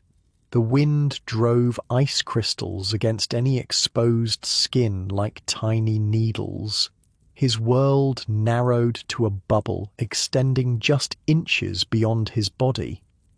"I began talking to myself to stay focused," he wrote, counting steps, reciting Bible verses, anything to keep my mind working. "When I found myself growing confused, I recognized the early signs of hypothermia." In his increasingly disoriented state, Charles made a critical error. He veered from his course, missing the town by nearly a mile. Instead of safety, he wandered deeper into the open prairie as darkness fell. "Night coming on in a blizzard strips away hope like nothing else," he wrote. "Can't see, can't hear over the wind, temperature dropping by the minute. I knew my chances were dwindling with the light." With darkness complete and his strength failing, Charles stumbled upon a creek bed, a depression in the landscape that offered marginal protection from the wind. He immediately recognized his opportunity. "The bank was steep enough to block the worst of the gale," he recalled. "I dug into a drift, creating a snow cave of sorts against the creek bank, used blankets to create an entrance flap. Inside, out of the direct wind, the temperature was merely freezing instead of fatal." This snow shelter, combined with his proper clothing and survival knowledge, kept Charles alive through a night that claimed several lives across the region. He kept moving inside the small space, slapping his hands and feet to maintain circulation. He allowed himself only brief periods of sleep to avoid succumbing to the deadly comfort of hypothermia. The worst part was the second guessing, he wrote. Should I have stayed with the wagon? Did I go the wrong direction? Would my family survive if I didn't return? Your mind becomes your enemy in such moments. Blood returns to white fingers, bringing pain so intense he bites through his lip to keep from screaming. The settler's hands, death pale and hard as wood, gradually flush angry red as they warm by the fire. His wife watches anxiously, knowing that this colour, painful as it is, means he'll keep his fingers. This time. Don't rub them, she warns sharply when he reaches for his thawing hands. Hurts like hell, he growls through clenched teeth. Better hurt than gone, she answers, and they both know she's right. Morning brought a brief respite in the storm. With better visibility, Charles realized he'd missed the town and backtracked, finally reaching the trading post around noon. The shopkeeper barely recognized him. His beard was a solid mass of ice, his eyebrows white with frost, his face red and swollen from wind exposure. Wallace arrived looking like death itself. The shopkeeper wrote in his own account that he survived the night alone in such conditions borders on miraculous. His clothing saved him, layers of wool and fur that kept the worst cold at bay. Charles remained at the trading post for 3 days until the blizzard finally passed. He procured another horse, loaded his supplies, and made the journey home without further incident. The experience left him with minor frostbite on his face and a profound respect for winter's power. I did everything right except for one decision, he wrote afterward, and that nearly killed me. The margin for error in winter is that small. The Wallace story spread through the region, reinforcing critical lessons about winter travel and clothing. Charles began speaking at community gatherings before winter set in, sharing his experience and techniques that had kept him alive. Dress as if you'll be sleeping in a snowbank, he would tell new settlers, because you might be. This practical wisdom, born of harsh experience, was typical of frontier communities. Those who survived shared their knowledge freely, creating an oral tradition of winter clothing strategies that compensated for the inadequate preparation most Easterners brought with them. These handmade frontier garments weren't just practical, they represented a fundamental cultural adaptation. Each mitten sewn from rabbit fur, each pair of wool leggings, each carefully treated leather coat was a tacit admission that Eastern ways wouldn't work here. That survival required new approaches, new materials, new techniques. The clothing evolution mirrored the larger transformation that successful settlers underwent, from confident Easterners bringing civilization to the wilderness to humbled students learning from the land and its original inhabitants. My wife arrived in Montana wearing silk dresses and fine leather shoes, wrote James Richardson in 1887. 5 years later, she dressed more like a Crow woman than a Boston lady, and she was alive, which many fine Boston ladies who came west were not. By the mid-1880s, a distinctive frontier clothing style had emerged, a hybrid that combined European garment types with Native American materials and techniques. Wool and fur predominated. Layers were standard. Mittens, not gloves, covered hands. Moccasins often replaced boots. The most successful settlers developed what might be called a clothing system rather than just individual garments. Every piece worked together, overlapping to prevent gaps where cold could penetrate. Options for different activities and temperatures were maintained. Garments were carefully stored, when not in use, protected from moisture and vermin. "My mother kept our winter clothes in special chests through summer," recalled Emma Johnson. "Wrapped in cloth with tobacco leaves to keep moths away. She checked them monthly, repairing any damage immediately. Our lives depended on those garments and she treated them accordingly." As you lie in your warm bed, perhaps wearing comfortable cotton pajamas, the very material that could kill you on the frontier, it's worth reflecting on how thoroughly we've forgotten these hard-earned lessons, how completely our climate-controlled world has disconnected us from the knowledge that kept our ancestors alive. Those mittens, moccasins, and wool layers represented more than just clothing choices. They embodied a fundamental frontier truth. Survival required adaptation, humility, and willingness to learn from those who came before. Those who clung to Eastern ways, Eastern clothing, Eastern pride rarely lived to see their second winter. But even the most perfectly dressed settler still faced the greatest winter challenge of all, food, because no matter how warm your clothing or how well heated your home, without adequate nourishment, the body's internal furnace would sputter and die. And on the isolated frontier, with no grocery stores or restaurants, winter food security meant the difference between life and death. When we think about frontier survival, we often focus on the dramatic, the blizzards, the freezing temperatures, the physical dangers, but in many ways the greatest winter challenge was much quieter, keeping enough food on the table to make it to spring. Unlike your midnight snack waiting in the fridge, frontier food couldn't be taken for granted. There were no grocery stores, no restaurants, no delivery services. What you managed to grow, gather, hunt, and preserve before winter was all you had. No second chances, no restocking. The root cellar's earthy darkness cradles what remains of their winter stores: 3 potatoes and a wizened turnip. The woman holds the lantern higher, its light revealing empty shelves where food should be. February has barely begun, and already they're facing the abyss.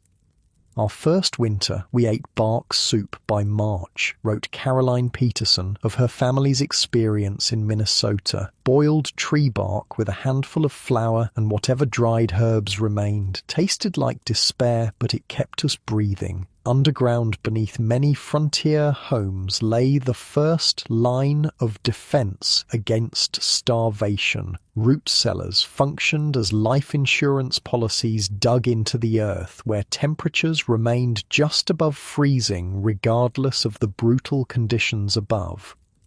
"Father dug our cellar 7 feet deep," recalled Emma Johnson. "Said the devil himself couldn't freeze food that far underground. Turns out he was right. Even when it hit 40 below outside, the cellar stayed cold but never frosted."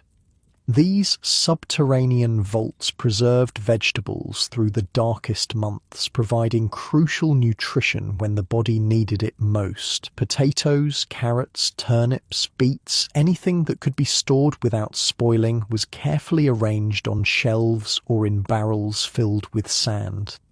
The engineering was remarkably sophisticated for seemingly simple structures. The best root cellars had ventilation systems that could be adjusted based on outside conditions. Too cold? Close the vents to trap Earth's natural warmth. Too warm? Open them to allow cool air circulation.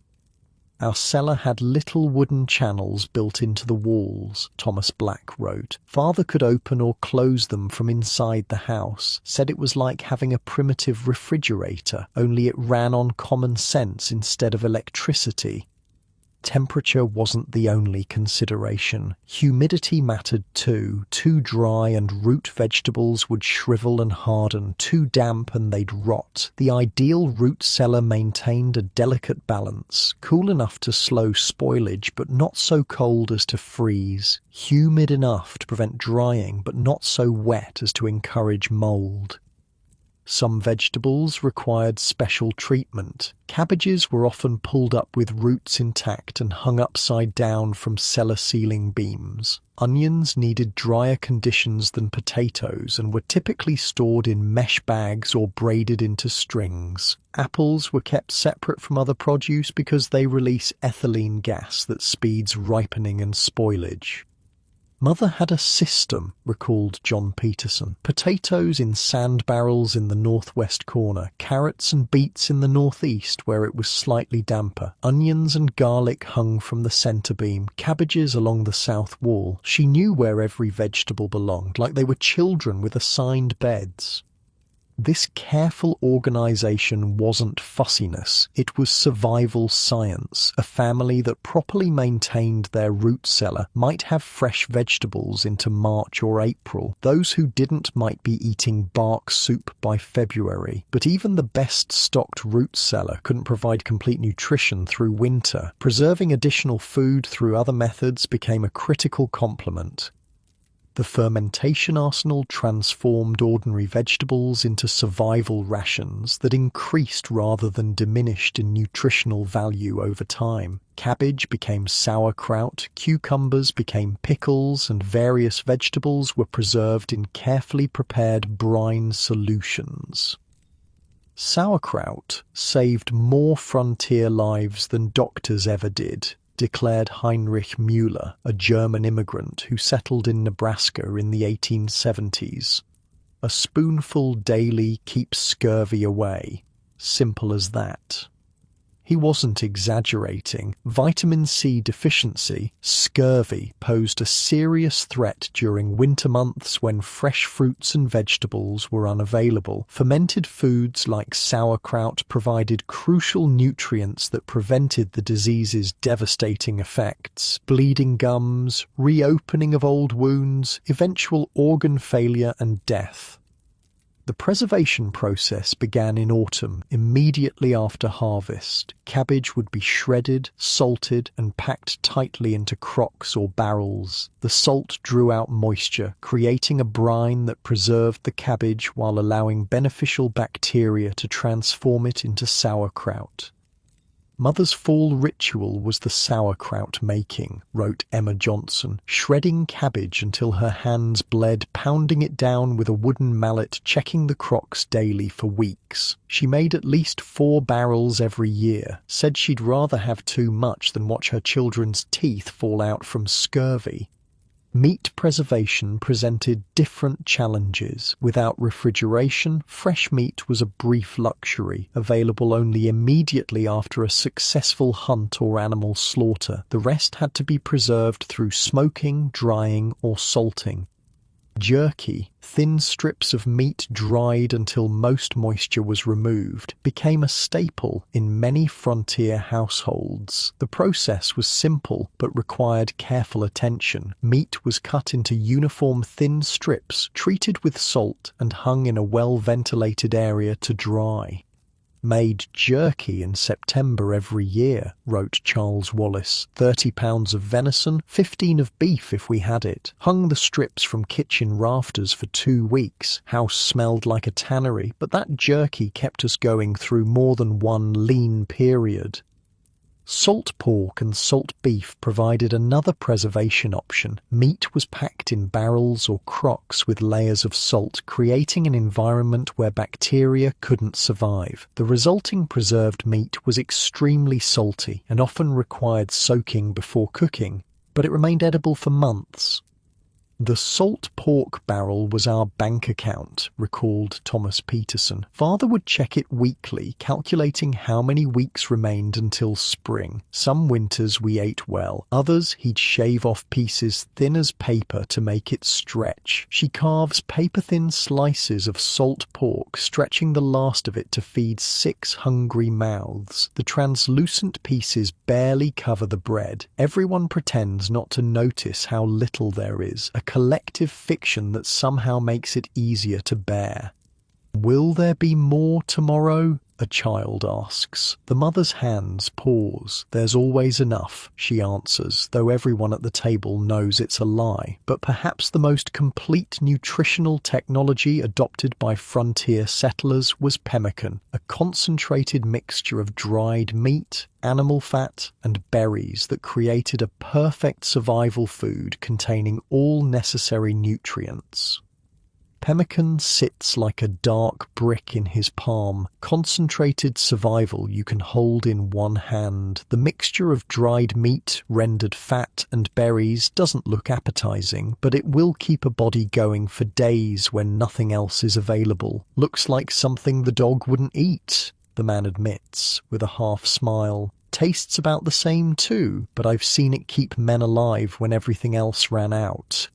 Originally developed by Native American tribes, pemmican was adopted by fur traders, explorers, and eventually settlers who recognized its unparalleled value for winter survival. The Johnson family of Nebraska Territory credited their survival during the blizzard of 1857 to the pemmican stores they had prepared following advice from Pawnee neighbors, wrote historian Edward Richards in 1899. A single pouch sustained each family member for days when trapped indoors without fresh supplies. The creation of pemmican was labor-intensive but worth the effort. Meat, usually bison, elk, deer, or beef, was cut into thin strips and thoroughly dried until brittle. Then it was pounded into a powder and mixed with rendered animal fat. Dried berries might be added for flavor and additional nutrition. The mixture was packed into rawhide containers where it could remain edible for years. A single pound of pemmican contained approximately 3,000 calories and enough nutrients to sustain an active adult for multiple days. It could be eaten as is or cooked into stews or soups as conditions allowed. "We made 50 pounds every fall," wrote Michael Hamilton, who learned the technique from Lakota neighbors. Took a week of work, drying the meat, rendering the fat, pounding it all together. But that pemmican saw us through 3 different blizzards when we couldn't reach our main food stores. Worth every hour of labor. The settlers who survived multiple winters developed calculated nutritional defense systems. They stored specific food varieties that addressed predictable threats the body faced during cold months. Vitamin C-rich preserves counteracted scurvy, while protein-dense preparations maintained muscle mass and the body's ability to generate heat. This frontier nutrition wasn't just about having enough calories, it was about having the right types of nutrients to maintain health through months of confinement and cold. Mother portioned everything, recalled Sarah Johnson. Each day had its ration of meat, vegetables, preserved fruit. She understood that balance mattered, not just quantity. Said a family could starve to death with full bellies if they ate the wrong things. Food preservation became a mathematical science of survival. Families calculated exactly how many pounds of dried meat, bushels of potatoes, and jars of preserved fruits would sustain each person through winter isolation. Careful rationing systems emerged with daily portions, measured precisely to ensure supplies would last. "Father kept a ledger," wrote Thomas Black. "Every Sunday night he'd count everything remaining in our stores, do calculations on how many weeks until spring, adjust rations accordingly. Some weeks we'd feast, others we'd barely get by, but we never ran out completely." The margin for error remained frighteningly thin. Rodents getting into grain stores or unexpected mold in preserved vegetables could tip the balance from survival to starvation. What separated survivors from those who perished was often the quality and diversity of stored food.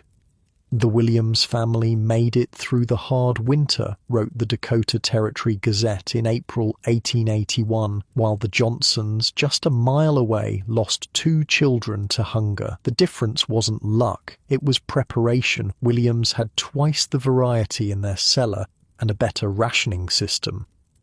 When supplies ran dangerously low, frontier families turned to desperate alternatives. Tree bark, particularly from pines and cottonwoods, could be processed into an edible if unappetizing substance. Certain lichens provided minimal nutrition. In areas near water, ice fishing offered a potential lifeline even in the depths of winter.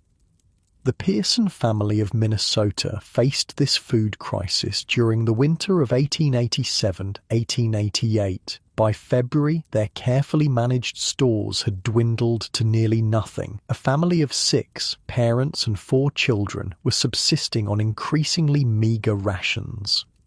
"We had 3 potatoes, half a cabbage, and a handful of cornmeal left," wrote Margaret Pearson. 4 months of careful planning undone by mice in the root cellar that spoiled half our stores by December. Thomas calculated we had perhaps a week before real starvation began. Thomas Pearson made a desperate decision. Despite the brutal cold, he would attempt to ice fish on the nearby lake. It was dangerous work in February. The ice was thick enough to support a man, but the temperatures could kill through exposure in a matter of hours. "Father fashioned special tools," recalled young James Pearson, who was 9 that winter. "A chisel made from an old file to cut through ice, a covered bucket to keep the fishing hole from freezing over, hooks made from bent needles." He worked all night preparing. The next morning, Thomas set out before dawn, wrapped in every piece of warm clothing the family owned. He took a small sled to carry his equipment and, hopefully, bring back fish. "I watched him disappear into the darkness," Margaret wrote, "prayed harder than I'd ever prayed. Our children's lives depended on what he brought back." Thomas spent 14 hours on the frozen lake that day. The temperature never rose above 0. Wind cut across the exposed ice like a blade. He chopped 6 holes, moving periodically as each one proved unproductive.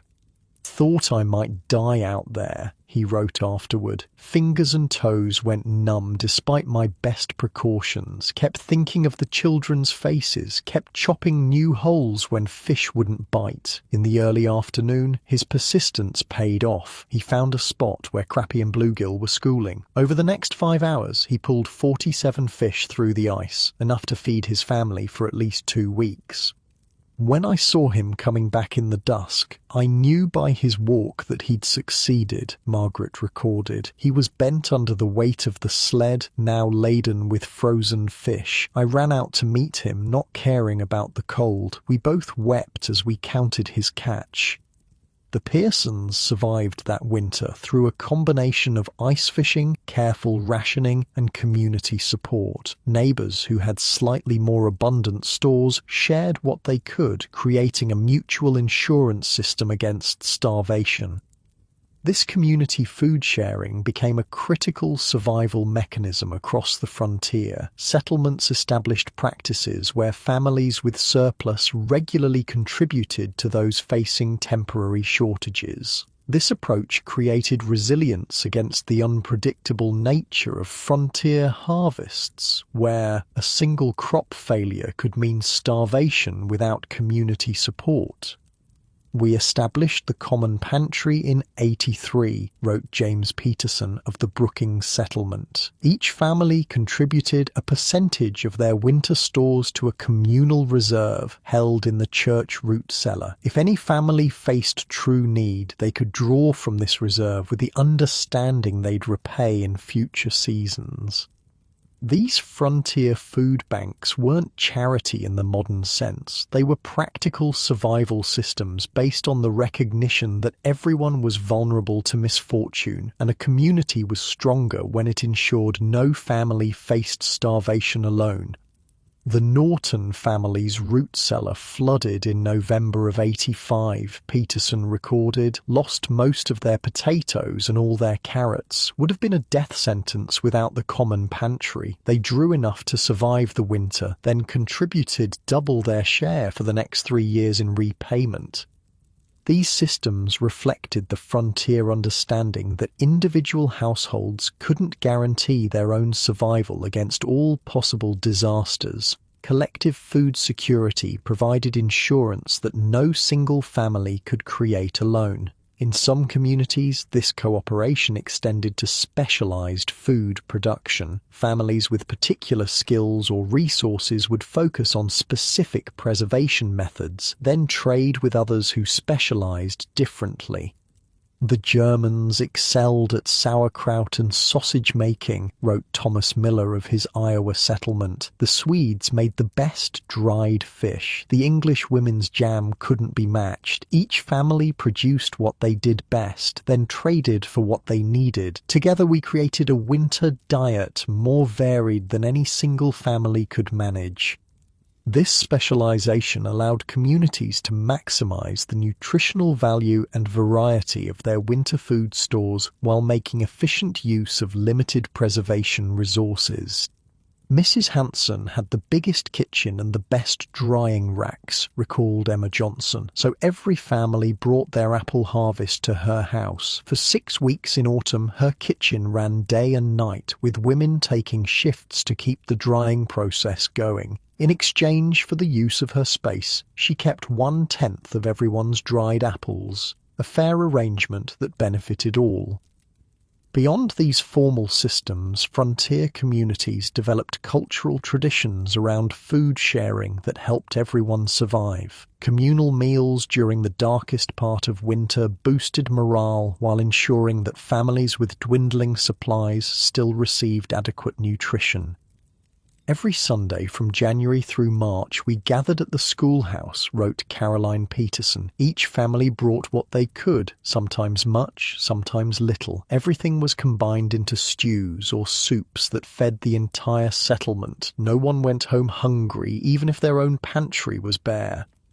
These gatherings served multiple purposes. They provided crucial psychological support during the most depressing part of winter. They ensured that children and the elderly received at least one substantial meal per week, and they allowed the community to assess which families might need additional help without forcing proud settlers to openly ask for assistance.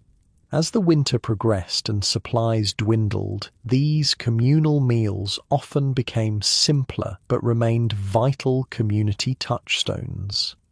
By late February, our Sunday gatherings were sometimes little more than potato soup and cornbread, Peterson wrote, but we came together nonetheless, sang songs, told stories, remembered that we weren't alone in our struggle. The psychological aspect of winter food security couldn't be overstated. The knowledge that there was enough, or the fear that there wasn't, shaped every aspect of frontier winter life.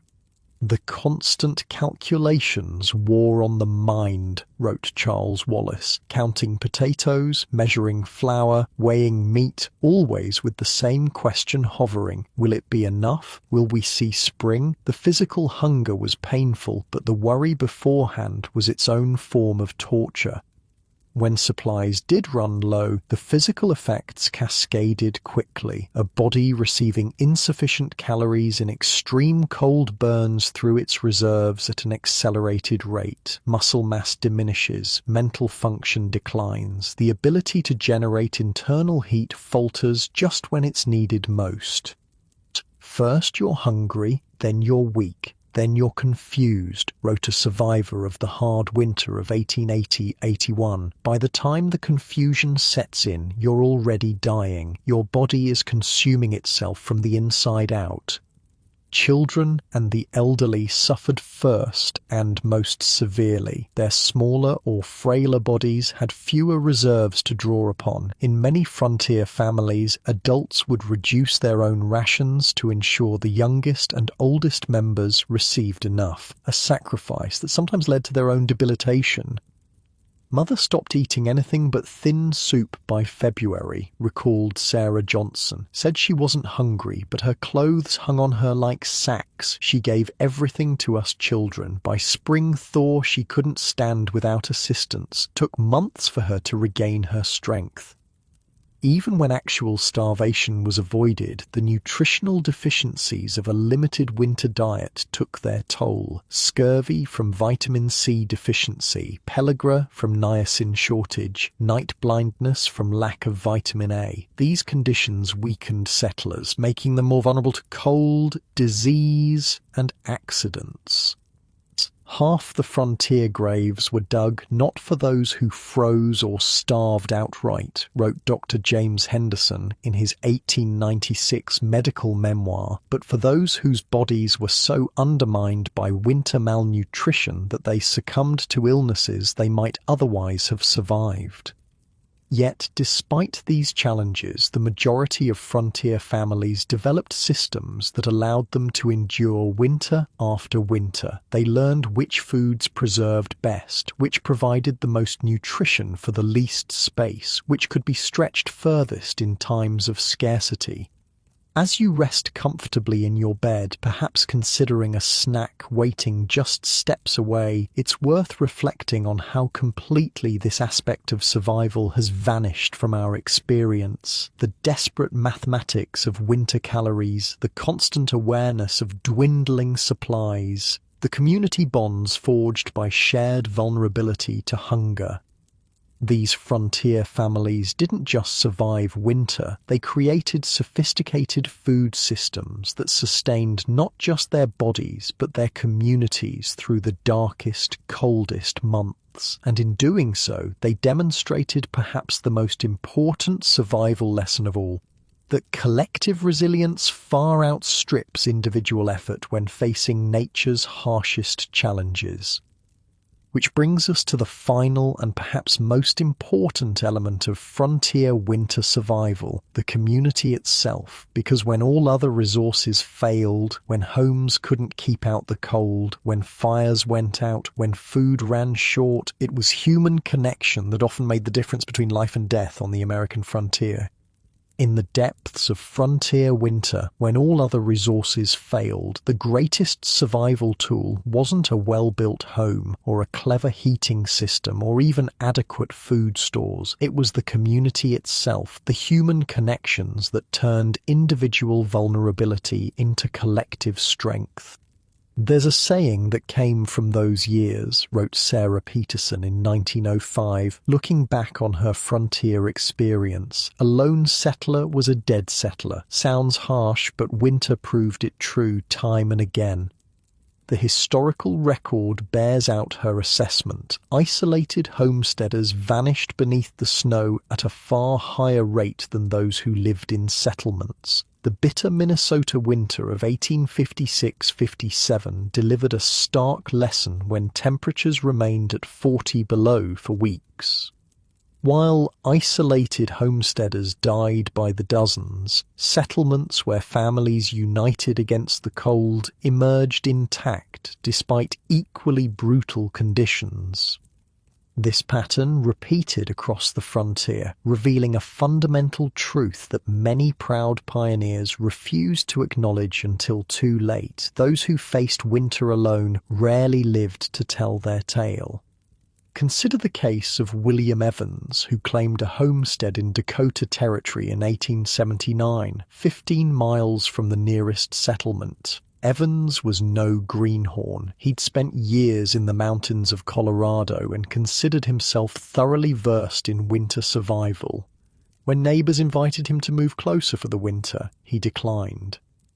Evans told me he'd be fine on his own, wrote Thomas Johnson. Said he'd survived worse in the Rockies. I tried explaining that Dakota winter was different, but he just laughed. Said he wasn't some helpless city boy who needed to huddle with strangers. Evans built a solid cabin, gathered ample fuel, and stored food carefully. By all accounts, he was well prepared, but what he couldn't account for was the psychological toll of isolation combined with winter's physical threats. We found him in April when the snow melted, Johnson recorded. Cabin was intact, food still in the cellar, fuel stacked neatly, but Evans was in his bed, dead since January according to the diary entries. No signs of injury or illness, just stopped writing one day. Doctor said he likely just gave up, lost the will to keep fighting alone. This phenomenon, sometimes called cabin fever, but more accurately described as a combination of depression, anxiety, and sensory deprivation, claimed countless frontier lives. Human beings, it turns out, aren't meant to endure extended isolation, particularly when combined with darkness, cold, and constant danger. The mind needs company like the body needs food, wrote Dr. James Henderson in 1883. I've seen strong men waste away in winter isolation despite adequate physical provisions. The spirit starves when deprived of human contact. Children's bodies found frozen in prayer positions are laid out in the schoolhouse like terrible dolls. Parents move between them in stunned silence, searching for their own. Some collapse when they find what they're looking for, others when they don't. "I'll never forget the sight," whispered Reverend Svensson later. "God forgive me, but I've seen battlefields that were easier to bear than that room of frozen children." The children's blizzard of 1888 brought this lesson home with terrible clarity. The storm struck without warning on an unusually mild January day. Children who had gone to school in light clothing found themselves trapped as temperatures plummeted and hurricane-force winds drove snow horizontally across the landscape. Some teachers made heroic efforts to save their students. Minnie Freeman in Nebraska tied her 17 pupils together with rope and led them through the blizzard to safety. Others barricaded schoolhouse doors and maintained fires until help arrived or the storm passed. But many children attempted to walk home, becoming disoriented in the whiteout conditions.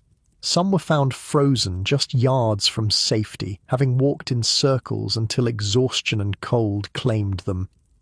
The Anderson children were found half a mile from their home, reported the Dakota Territory Gazette on January 20th, 1888. The oldest boy, age 12, had placed his coat around his 7-year-old sister and curled his body around her. Both perished, his final act one of sacrifice. The community struck by this tragedy responded with profound solidarity. Funeral expenses were shared. Orphaned children were taken in without question. Families who lost children received food, fuel, and support from neighbors who understood that grief compounded winter's physical challenges.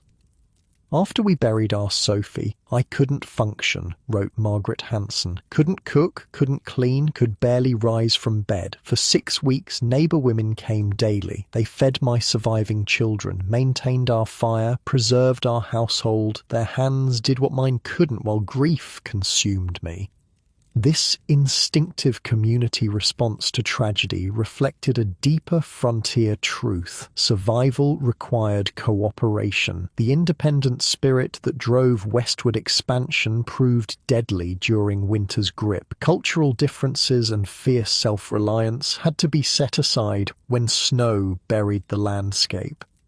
Communities that survived developed sophisticated cooperative systems that addressed every aspect of winter's threat. These were formalized practices that evolved specifically to keep everyone alive through the deadliest months. Consider the winter watch system that emerged in many settlements by the 1880s. Each morning during extreme cold periods, designated watchers would check every home in the community for signs of life. Smoke from chimneys, tracks in the snow, lights in windows.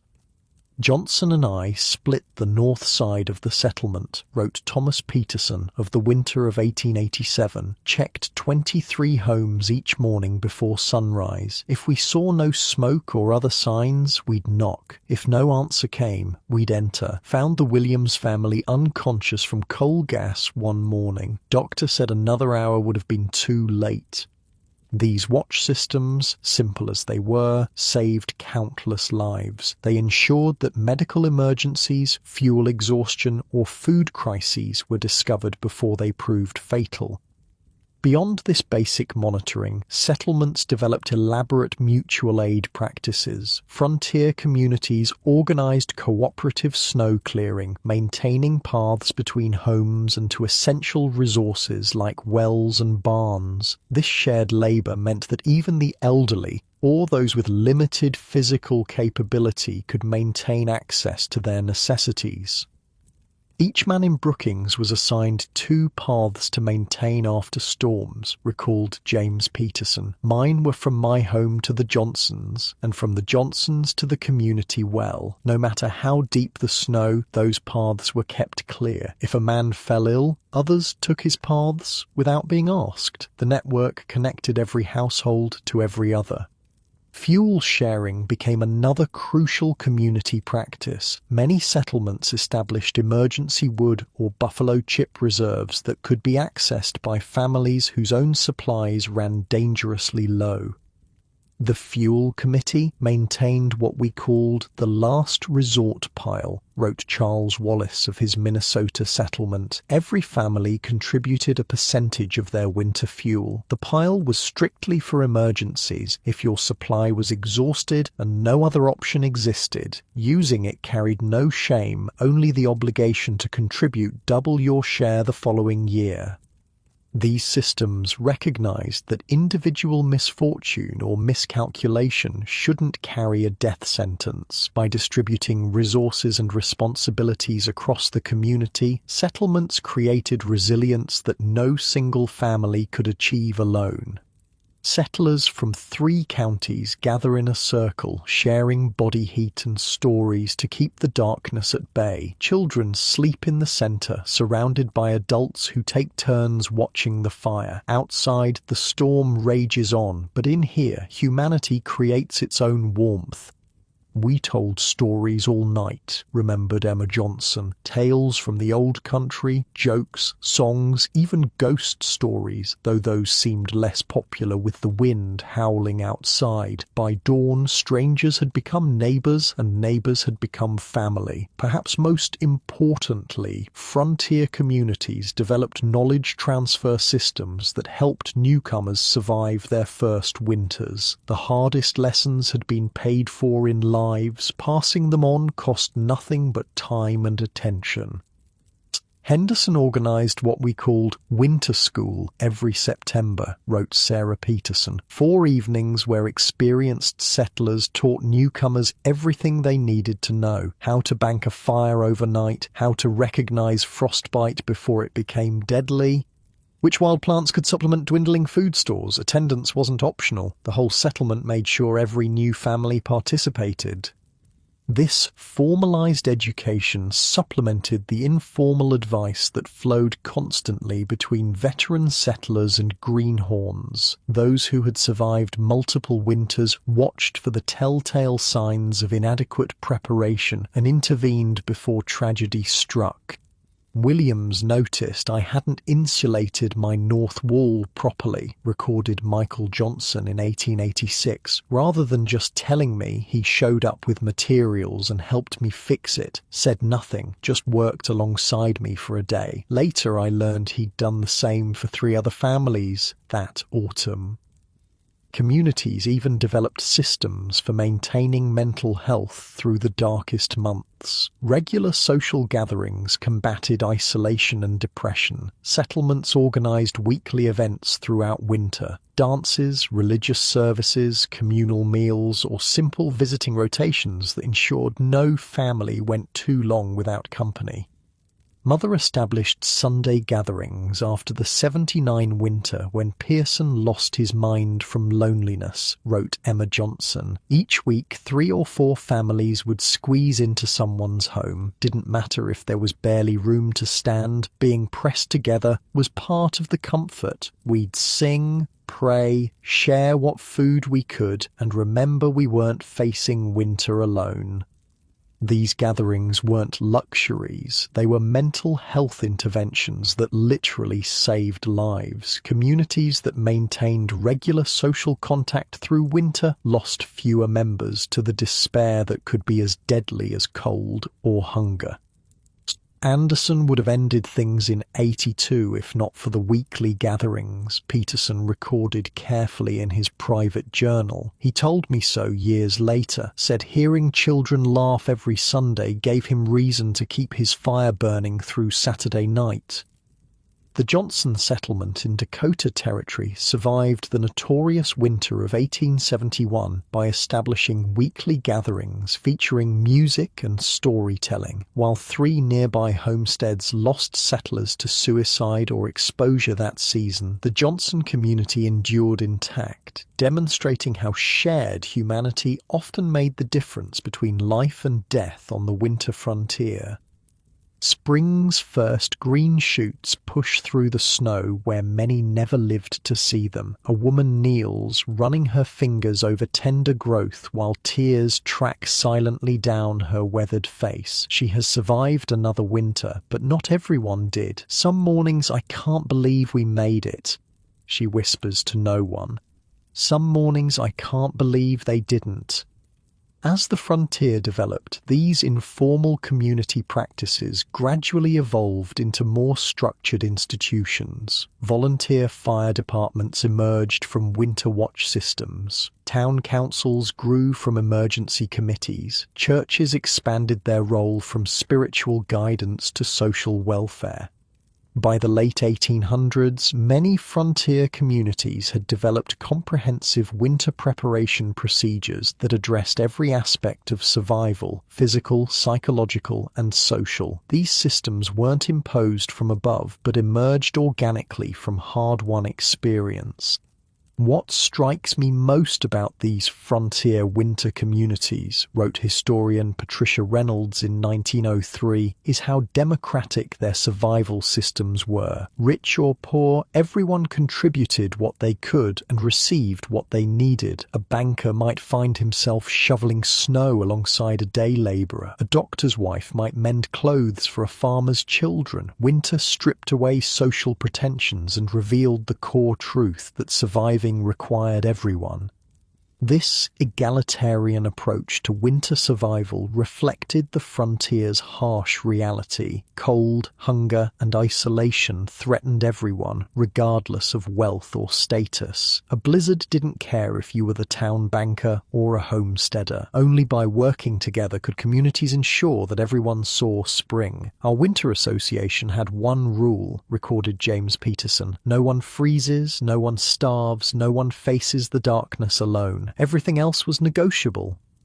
The legacy of these frontier winter communities extends far beyond their immediate survival. The mutual aid societies, cooperative practices, and communal support systems they developed became templates for rural American life well into the 20th century.